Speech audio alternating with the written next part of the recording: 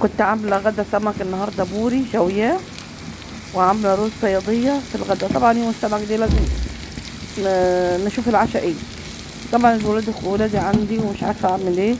بعت جبت طبق كبده من اللي هي المستورده برازيل ب55 جنيه، يعني حوالي بتاع حوالي 400 جرام. بسم الله ما شاء الله على الجمال والحلاوه. قطعته، كنت عايزه اصور والله بس قلت حق يعني ده اقل الامكانيات. عملنا اكل وعملنا عشاء.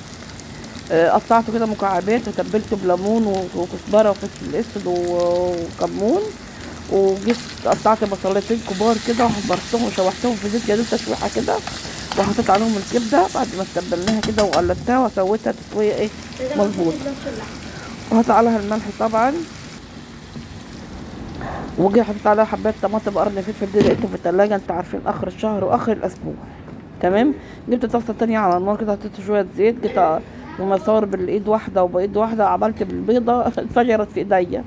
مش بايظه هي الصفار، هو انفجر في ايدي وانا عمالها بدعكها بعملها بايدي جامد بايد واحده. البيض سليم، هو سليم وحلو مش في اي حاجه.